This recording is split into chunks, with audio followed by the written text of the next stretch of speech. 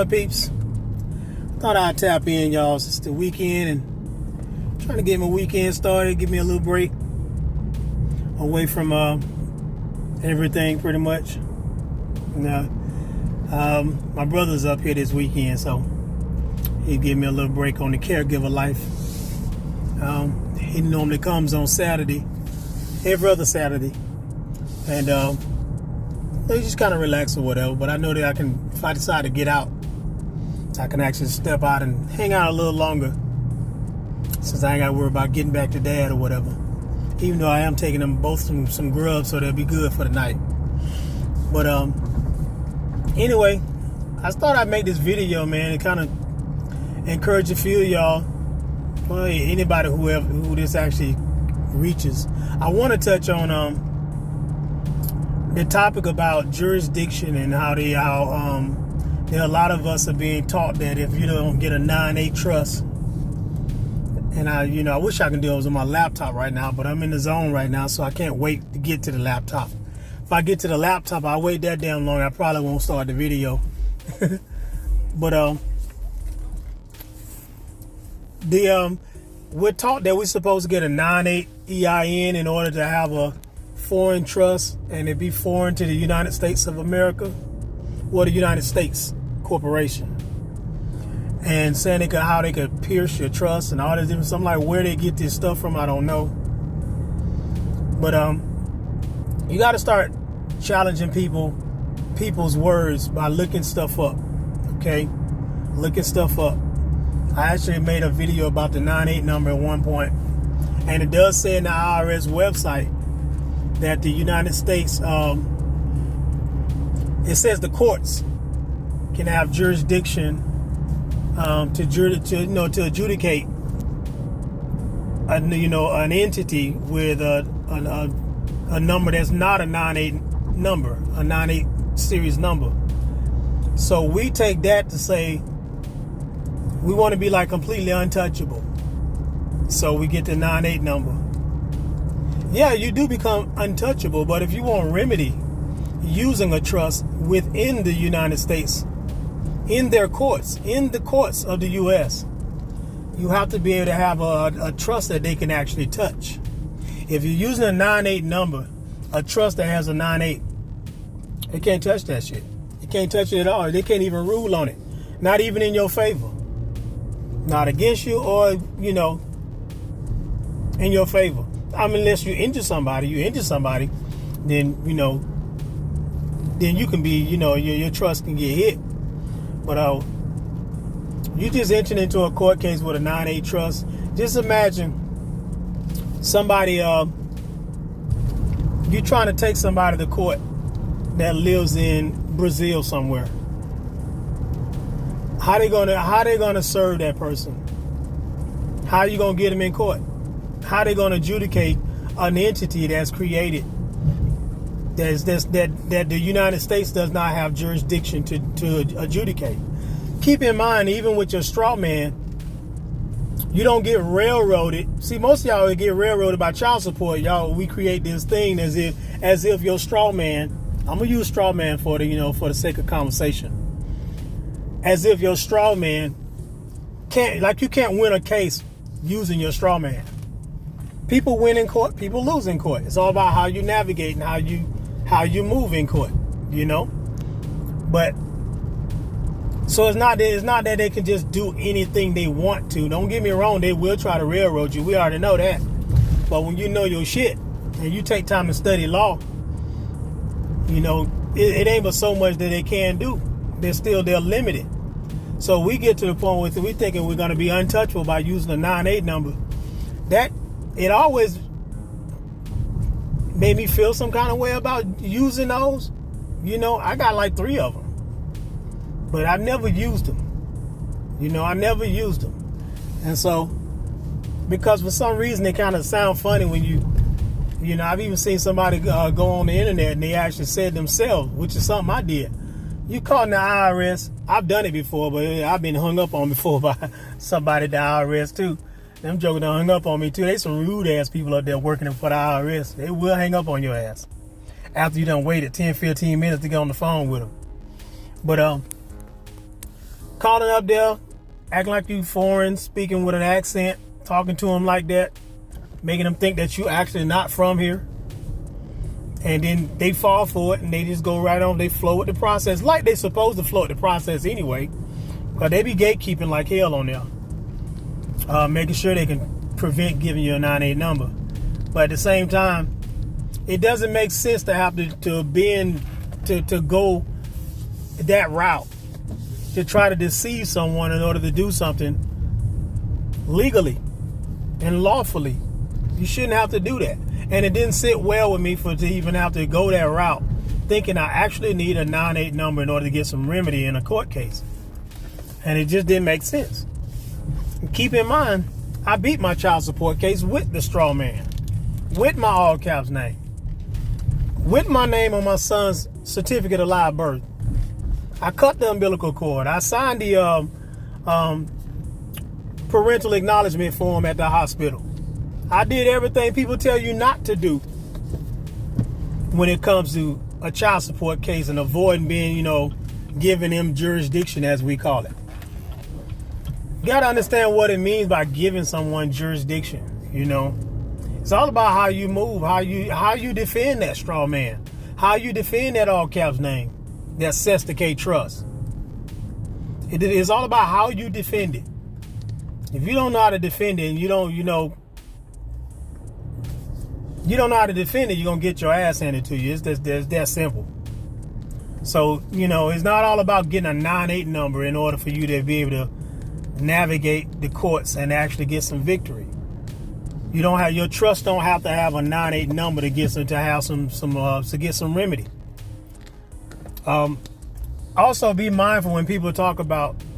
There's somebody called me the other day. They'll tell me, I call it third party hearsay. Somebody call you and they be telling you about some remedy that they know somebody that did this and they got remedy in the court. They did this and they walked up in the county clerk's office and they was shaking like a leaf and they was shaking in their boots and they walked out. They went off and they was scared as hell. I'm like, ain't no fucking body scared of you walking in no damn county clerk's office. No damn body scared of your ass. Them folks not doing their damn job. What the hell you gonna do because they see some paperwork? They ain't got nothing to do with what the hell you filed in that damn county, in that recorder's office. You get that shit to them, they file it. That's all they do. They ain't got nothing to do with your court case. So, I side out people that be talking to me like that. Like there was another guy was talking about some process somebody else did and they got some remedy with it, doing this and doing that and doing this. I just stopped it, man. I'm like, man, I don't want to hear that shit. I'm so tired of people trying to use third-party hearsay to try to validate some kind of process that they come up with. Now, you can't show me in the law. Show me where that's a lawful move. Where is in the law book? Show me something that can validate that. Just don't be passing down some old shit somebody done made up. I just had to address that shit, man. I'm like, y'all gotta stop listening to people like that. They're just making up shit. They don't show you no damn laws, no codes, no nothing. No, and yes, I said codes. So some of them damn codes, a lot of them codes tell you how to play the damn game. If you take time to read them damn codes, you'll see for yourself. Stop listening to people telling you not to read codes. Them damn codes teach you the goddamn game. Yes, they apply to entities. Ain't that's how you conducting commerce? You conducting commerce using an entity.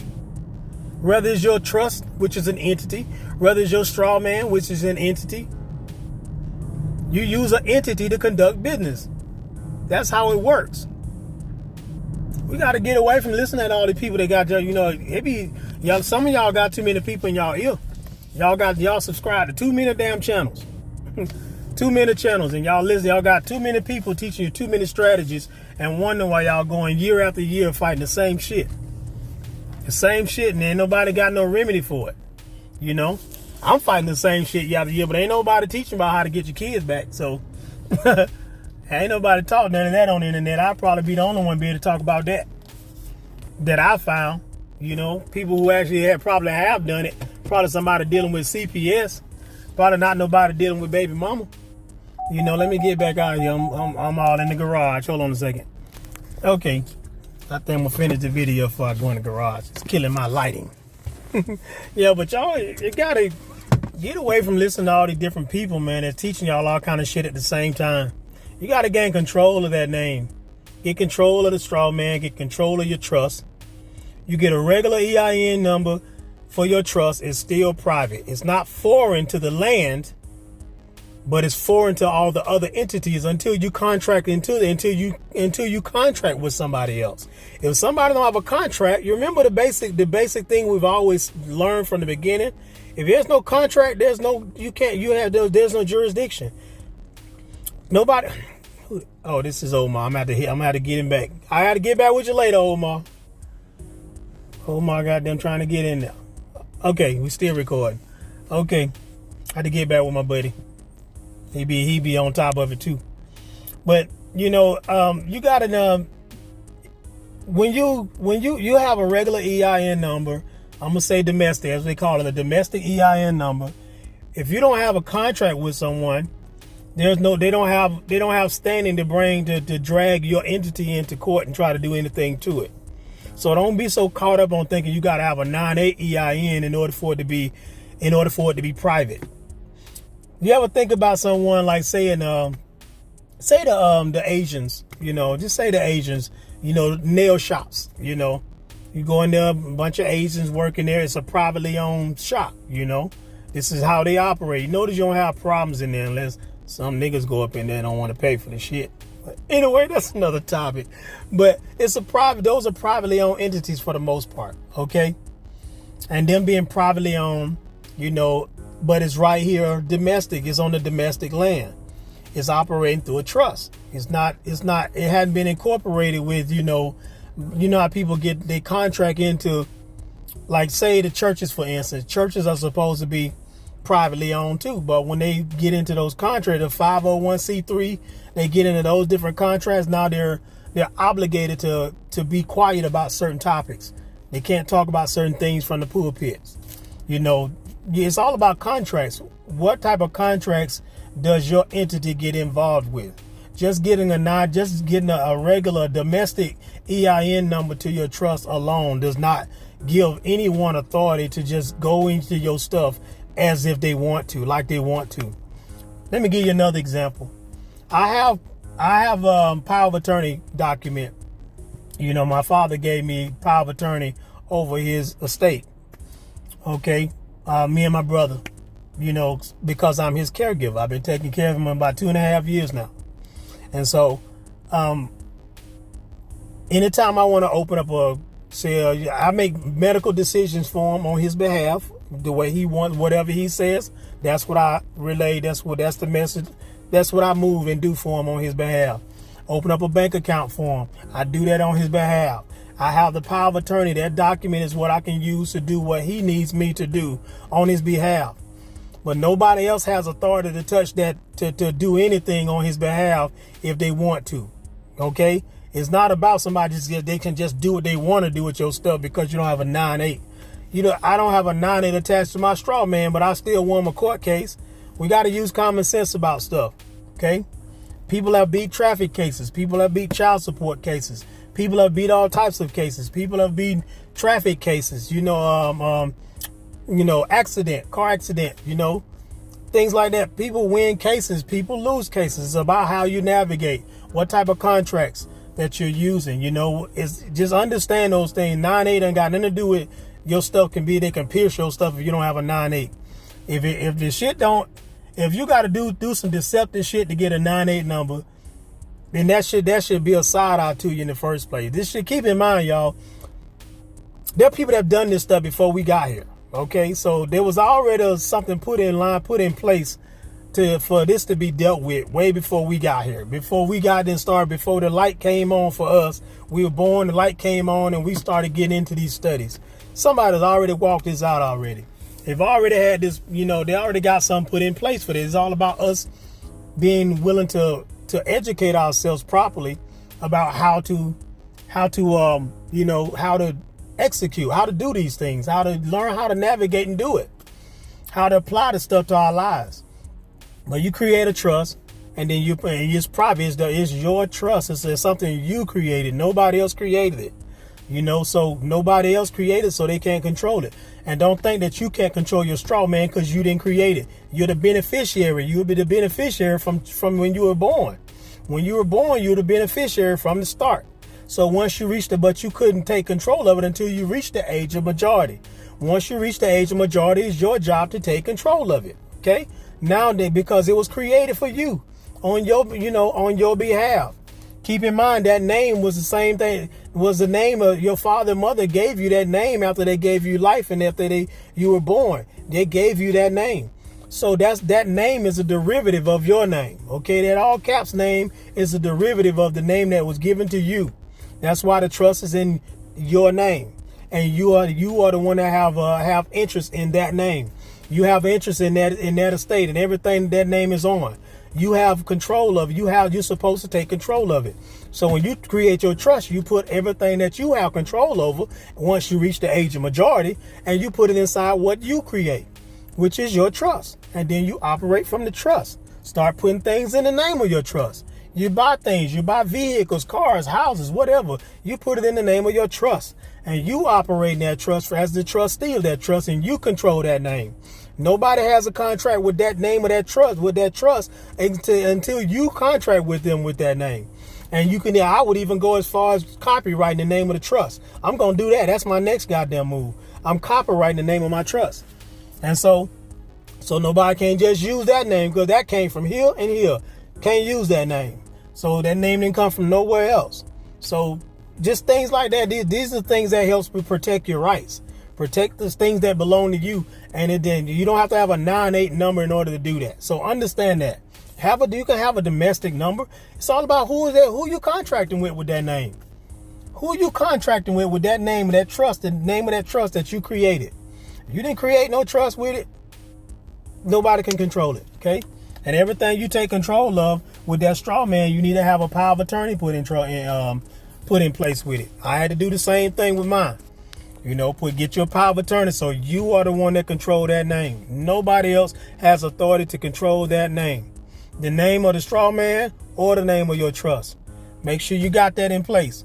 These are the things I did anyway. So you do what you want to do with this information. But I'm long-winded, so it means that I got to get up off here because I ain't going to take off like that. I'm almost 20 minutes and my son and my father's food getting cold. I got to get on off of here. So I'm going to catch up with y'all later on the next video. M. Rose signing out.